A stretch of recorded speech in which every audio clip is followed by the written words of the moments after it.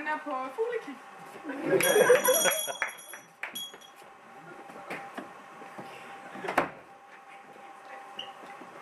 Nu er klokken ved at være 5. Så burde dyrearten piger der ved at være her. Der er skovvågen. Ja, man kan kende hende ved hendes ofte skiftende fjer, og hun bokker også rigtig ofte. Men nu skal jeg vist om til Eva igen.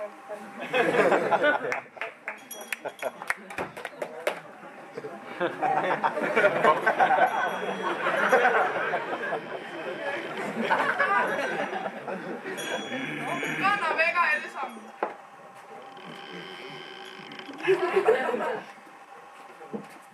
Tak. Godmorgen. Se hvilken morgen. Solen er rød og rund.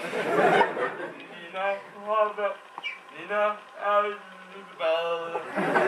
Og jeg spiser ostemad. Livet er ikke det værste man har. Om lidt er kaffe. Vi ses om 5 minutter med morgenmad.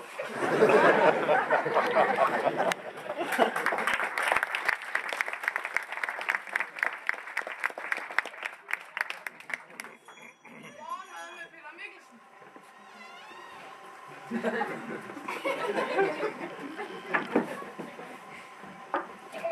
Ja, godmorgen.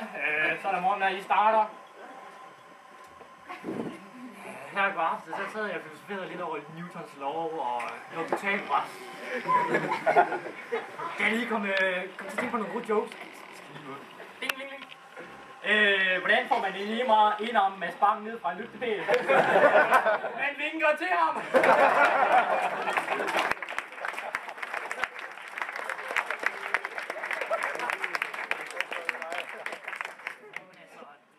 Jeg synes, det var sjovt, fordi jeg kunne tænke på, at jordens omkreds, det nok har noget at gøre med månens cyklus omkring jorden. Og så tænkte jeg, at den måde, at livet spuldrer op på, det var noget med vores atmosfære at gøre. Og så kom jeg på en anden joke. Jeg siger bare ikke dig. Ved du, hvorfor kvinder kun har 4 hjerneceller? Fordi der skal være en til hver kogeplade.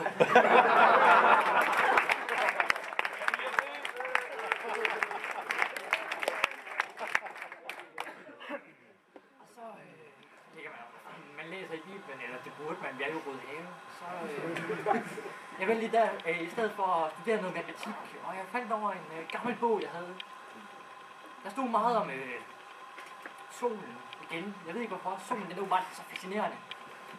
Så kom jeg på en anden joke. Sol og julemand og sådan noget, det passer godt sammen, så hvorfor er julemanden altid så sur? Fordi han altid ligger i kanden med en gammel sæk.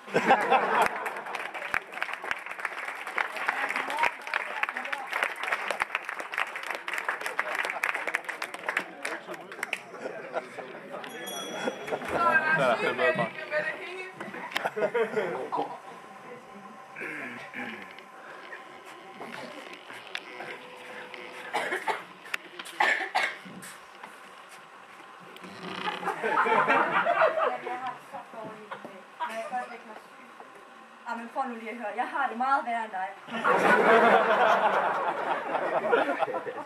Altså, du kan få 2 hovedpinepiller, og 2 hovedpinepiller, det kurerer alt. Så længe jeg kan se, at du ikke har pest, så op i skole med dig.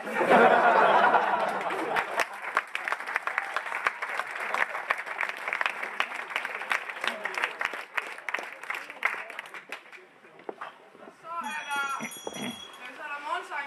Birgitte.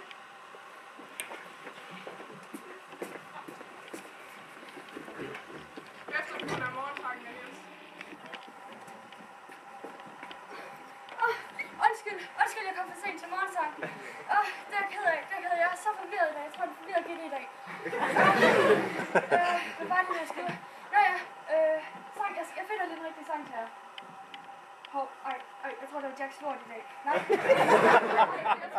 Vi dropper det i dag. Jeg så der Barona så bønner i dag, som vi skal høre. Fantastiske bønner. Som jeg tror, jeg har glemt på lærerværelset. Så det dropper vi også bare. Så kommer Niels til at fortælle.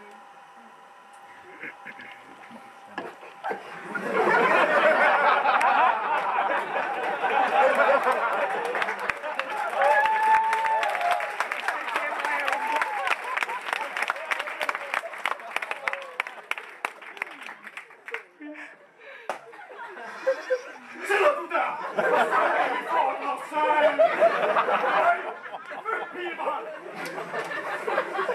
Nej, det kan ikke rimeligt. Nå, ja, goddag, børn. Ja, nu undrer jeg nok, hvad jeg vil snakke om i dag. Men det er jo som altid mit favoritemne. Møns Klint. Jeg er jo vokset op på Møn, hvor jeg tilbragte mange somre som barn. Men ikke blot Møn. Der er Klinten på Møn. Det var et fantastisk sted. Der var fugle. Der var strand. Der var solskin. Jeg nød det. Var det min sidste dag på jord? Og hvad jeg skulle gøre med Møn, ved jeg ikke. Men det lægger jo mit hjerte meget nært. Og jeg håber, at I vil gøre jer og jeres børn den tjeneste og tage en tur derud. Tag en stykke af Møns Klint. Måske smage på det. Putte det i lommerne. Putte det i glas. Hvad har du lyst til? Ja. Nå ja, det var vist nok om Møns Klint. Men ja, god morgen, sejl. I kan starte med lige at syge hos Christian.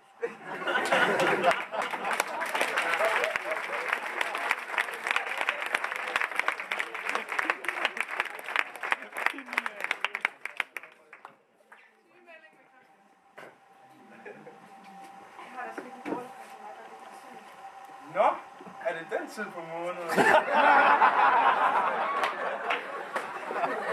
Gerne lidt syg.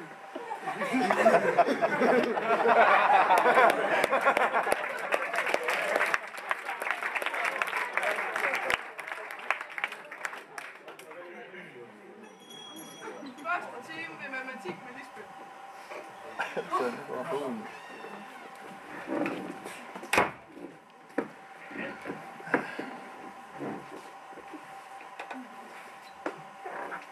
Ja, i dag skal vi jo så have matematik. Ja, og i dag skal vi have drejning. Det er vist nok det hedder. Så gør man sådan her, og så er den der. Nej, det er det ikke. Er det? Nå, så tager vi den lige en gang til. Så, nej. Den er ikke rigtig. Sådan der. Er det ikke det? Nå. Jeg skulle vist have valgt at være dansklærer i stedet for matematiklærer. Nå, ja. Nå, den er der lige smug. Er den ikke det? Nej, det gør vi det. I skal læse 30 sider til i morgen. Så, jeg hjælper dig med noget, Morten. Og dig, Christian. Ja, 2 minutter. Ja, jeg skal lige have.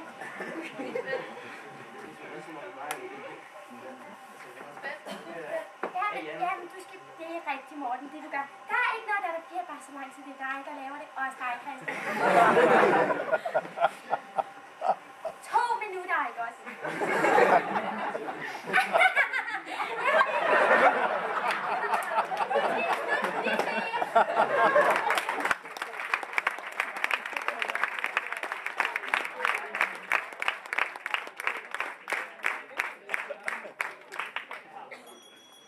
Så er der fysiktimen og ro.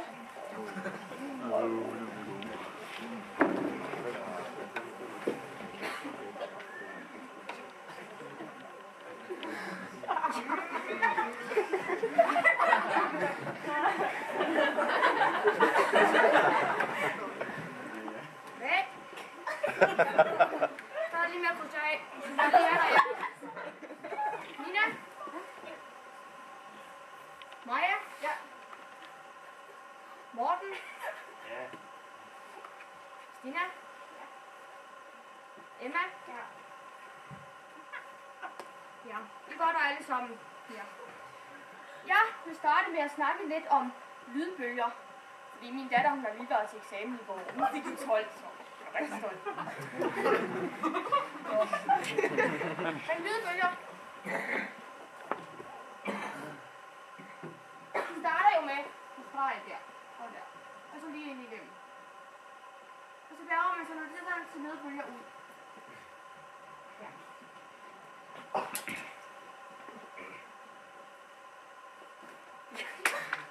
Tig stille, Katrine. Jeg har ikke Katrine. Nej, undskyld, Stina. Vi er det.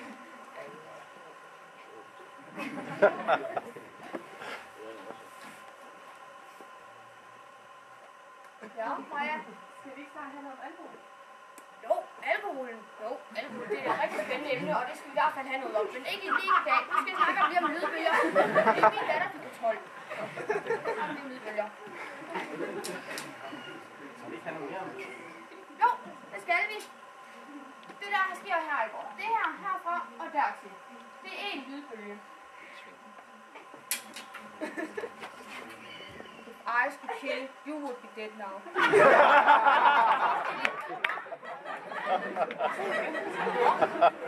er ved at være slut nu. Vi skal lige af med at se lidt video. Til YouTube. YouTube.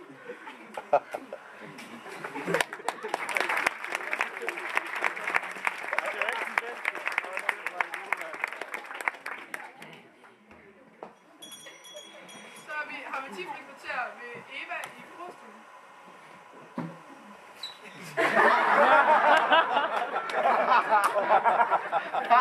Hvad var det nu, jeg skulle her? Ja, jeg skulle ligge fælder. Jeg skulle uddele en masse stempelture.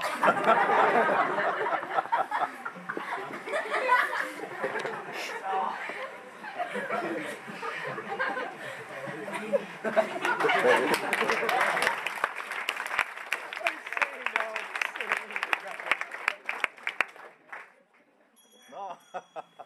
der 3. time med tysk med Kim.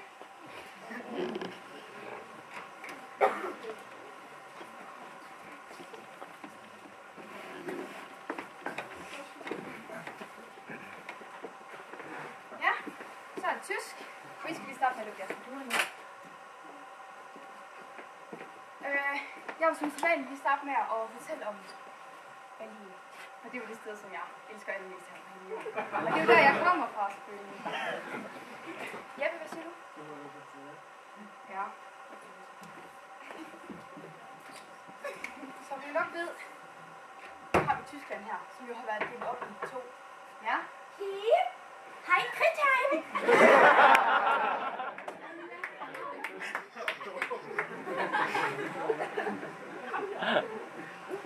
Og her har vi så Øst-Berlin, eller Øst-Tyskland og Vest-Tyskland. Og der var jo en mur, som skilte det hele ad. Hvad sidder du og laver der? Er det Tetris-ører, eller hvad? Så tager de. Kim, nej. Jamen, så skal du også fortælle en helt korrekt sætning grammatisk tysk.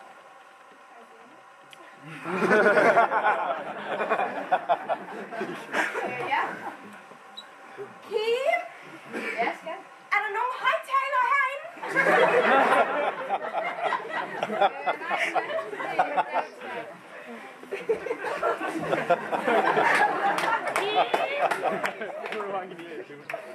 Ja, hvad siger du, Jeppe? Siger vi engang, at det er det eneste, du kunne spørge om, muren, den var omkring 4 meter høj. Ej, nu er det vist ved at være 20 sekunder tilbage i timen. Jeg tror, det er lige computer, Anders.